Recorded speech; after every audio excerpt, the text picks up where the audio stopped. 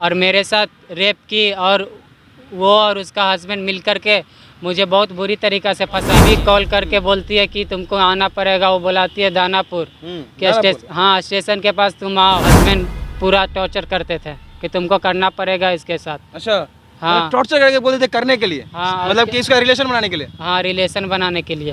हमारे देश को पुरुष प्रधान देश कहा जाता है। कहा जाता है कि इस देश में सिर्फ महिला ही प्रताड़ित होती रहती है। और आज हम आपको एक लड़के से मिलाते हैं जो महिला द्वारा प्रताड़ित हो चुका है। क्या सब हुआ था?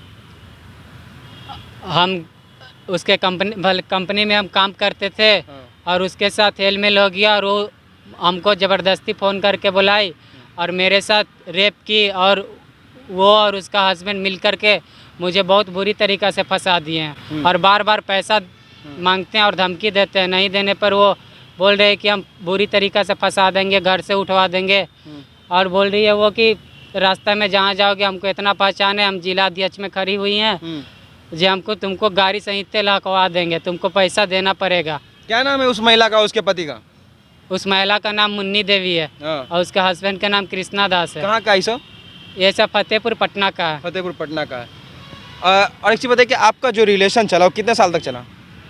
वो कम से कम एक साल चला। आपको कब समझ में आया कि मतलब कि वो शादीशुदा है या फिर कैसे हुआ? शादीशुदा जब 7-8 महीना बीत गया तो हमको पता चला कि वो शादीशुदा है। वो शादीशुदा तब पता चला? तब पता चला। हाँ, और कैसे? और जब तक पता चला बहुत देर हो गया था। हाँ। वो हमको बहुत बुरी तरीक़ा से फंसा चुकी है। और बार वो घर पे कभी ना कभी कोई किसी न किसी को बोल करके बोलती है कि मेरा आदमी है, जाओ इतना पैसा दे दो, नहीं तो तुम्हारे बाप को भी मरवा देंगे, माई को भी मरवा देंगे। और एक बार तो हमको जा रहे थे ड्यूटी तो हमको रास्ता में ही छेकवा दी। गाड़ी के चाबी वो भी छीन ली, वो छिनवा दी। और ऊपर से धमकी दे रही है कि जल्दी आओ, घर पे पैसा दे के जाओ। पैसा नहीं है, हमको पैसा चाहिए, ज़रूरी चाहिए। एक बार तो कैसे कैसे करके दोस्त लोग से लेकर के हम उसको 10,000 रुपया भी दे दिए।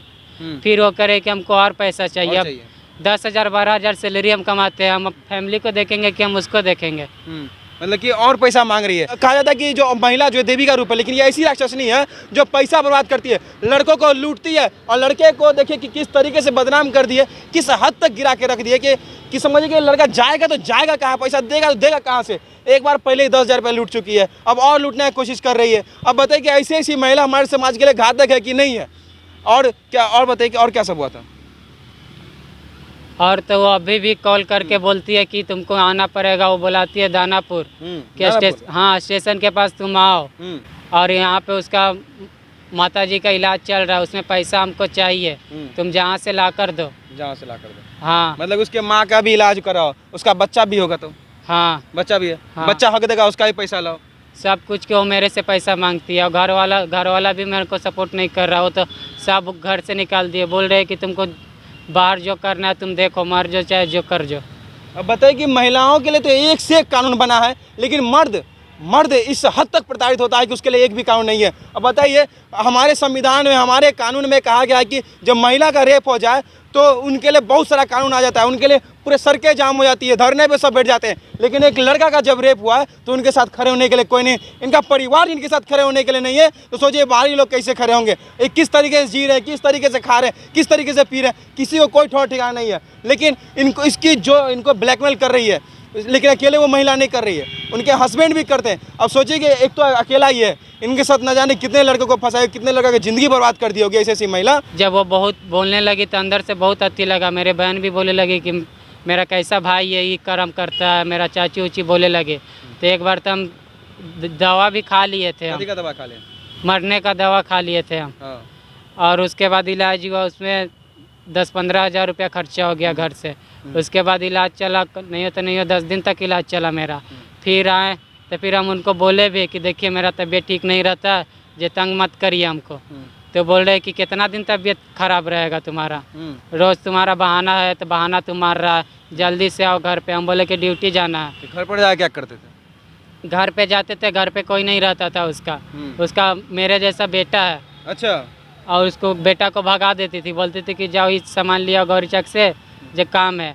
और वो दोनों हस्बैंड रहते थे घर पे, और हस्बैंड पूरा टॉर्चर करते थे कि तुमको करना पड़ेगा इसके साथ। अच्छा, हाँ, टॉर्चर करके बोलते थे करने के लिए? हाँ, मतलब कि इसका रिलेशन बनाने के लिए? हाँ, रिलेशन बनाने के लिए। हाँ, और उसके बाद फिर बिहान होके बोल देते कि मुझे पैसा चाहिए, पैसा नहीं देगा तो हम सबको बोल देंगे, गांव के मुखिया को बोल देंगे, तुम्हारे घर पे चढ़ जाएंगे सबके लेके कि तुमने मेरे साथ ऐसा काम किया। हाँ। मतलब जबकि वो जबरदस्ती करवाती थी। हाँ। उसका पति भी सामने बैठ के करवाता था। पति भी शामिल है इसमें। हाँ। मतलब पति सामने बैठता था, उसके बाद बोलता था कि करो, जबरदस्ती रिलेशन बनाओ। हाँ, हाँ। पति उसका कोई काम का नहीं हो, एक पैर से लांगर है। हाँ। लेकिन मेडिकल चलाते, दिमाग के बहुत तेज इंसान है वो। और उसी दिमाग के चक्कर में आपको बर्बाद कर दिया। हाँ, तो अब आप क्या कहना चाहते, आप क्या गुहार लगाते हैं सरकार से? हम तो यही चाहते हैं कि उसको जैसे लड़का गलती करता है तो सजा मिलता है कि फांसी दे दो, जेल डलवा दो, ये करो, तो लड़की का भी तो कुछ करना चाहिए। इसके लिए कुछ कानून नहीं बना है।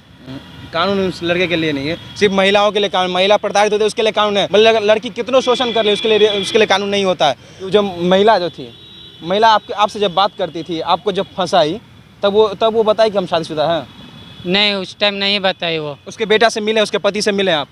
उसको बेटा से मिले हैं, लेकिन हम बोले कि हिम्मत नहीं कर रहा कि क्या चाहिए हम इसके बेटा से बोले। उसका पति से आप कब मिले, कब ब्लैकमेल शुरू हुआ? उसका पति से जैसे 5-6 महीना बीत गया था ना, तब उसके पति से मुलाकात हुआ था हमको। वो औरत खुद करवाई थी? हाँ। और उसके बाद वो दोनों मिलके तंग करने लगा उसके बाद से, पैसे के लिए। हाँ, कि मुझे पैसा चाहिए। तो चलिए दोस्तों, देखिए कि हमारे देश में एक से एक कानून तो बन गया महिला के, लेकिन पुरुष के लिए कानून नहीं बना, जिसके वजह से आज पुरुष बिहार में ही नहीं पूरे देश में प्रताड़ित होते रहते हैं। कुछ सामने आते, कुछ सामने नहीं आते, जिसके वजह से वो प्रताड़ित होते, कई सारे तो सुसाइड भी कर लेते हैं। जैसे इन भाई ने मरने की कोशिश किया, लेकिन इनके परिवार वालों ने इनको बचा लिया, और आज ये उस समाज की दलदल में अपना शर्म से जी रहे हैं और शर्म के साथ जी रहे हैं। अब सोचिए कि ऐसे देश में हम रह रहे हैं जहाँ पुरुष के लिए कोई संविधान है, पुरुष शोषित होते रहेगा, पुरुष का रेप होते रहेगा, लेकिन हमारे लिए कोई कानून नहीं है। तो चलिए, इसके बारे में आप लोग क्या सोचते हैं जरूर कमेंट कीजिएगा, और ऐसे धोखा देने वाली महिलाओं के बारे में क्या सोचते हैं जरूर कमेंट कीजिएगा।